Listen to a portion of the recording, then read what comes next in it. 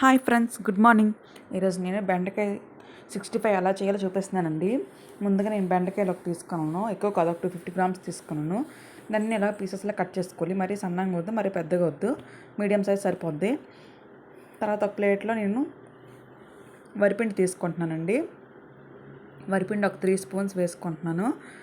వరిపిండి, శనగపిండి ఒక 2 స్పూన్స్ వేసుకుంటున్నాను. వీటిలో చూపిస్తున్నట్టు వరిపిండి వేసాను కదండి. ఇప్పుడు శనగపిండి కూడా వేసుకుంటున్నాను. శనగపిండి ఒక 2 స్పూన్స్ వేసుకున్నాను.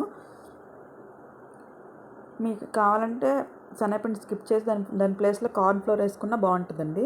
అది కార్న్ఫ్లోర్ లేదు, నేను శనగపిండి ఉందో అది వేసుకుంటున్నాను. తర్వాత ఏమో కారం కూడా ఒక 2 స్పూన్స్ వేసుకున్నాను. పసుపు ఒక స్పూను. తర్వాత మొత్తం ధనియాలు, జీలకర్రతో చేసుకున్న పొడి అది ఒక స్పూన్ వేసుకున్నాను. కారం మాత్రం కొంచెం ఎక్కువ వేసుకోండి, 2 స్పూన్స్ వేసుకోండి, టేస్ట్ బాగుంటుంది. దాన్ని అంతా బాగా కలిసేటట్టు మిక్స్ చేసుకోండి.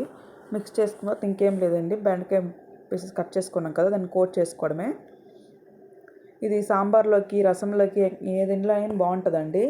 తప్పకుండా ట్రై చేయండి. నేను చేసే ప్రాసెస్లో చేయండి.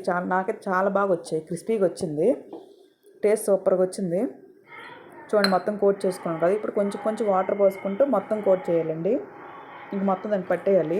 ముందు మాత్రం దీనికి పిండి మొత్తం ఇలా కోట్ చేసుకోండి, వాటర్ వేయకుండా చూసుకుంటూ వేసుకోండి. వాటర్ ఎక్కువైపోతే మాత్రం బాగోదు. కొంచెం పొడి పొడిగానే ఉండాలి, అప్పుడైతే మనకు క్రిస్పీగా వస్తాయి. చివరిలో నేను నిమ్మకాయ కూడా యాడ్ చేసుకున్నాను, టేస్ట్ బాగుంటుందని. తర్వాత ఇంకేం లేదండి, డీప్ ఫ్రై కళాయి పెట్టుకుని ఆయిల్ వేసేసుకున్నాను. ఇక ఫ్రై చేసుకోవడమని. అంతేనండి, చాలా సింపుల్ ఇది. మనకి ఆనియన్స్ కట్ చేసి ఇవన్నీ కర్రీ ఫ్రై చేసుకుని డిలే అయిపోతుంటుంది కదా, ఇలా చేసుకొని తినండి, చాలా బాగుంటుంది. మీకు కనుక నా వీడియో నచ్చినట్లయితే ప్లీజ్ లైక్ చేయండి, షేర్ చేయండి, సబ్స్క్రైబ్ చేసుకోండి. పక్కన బెల్ బటన్ ప్రెస్ చేయండి, అప్పుడే నేను ఏం పెట్టిన నోటిఫికేషన్స్ వస్తాయి. Thank you for watching. Bye bye.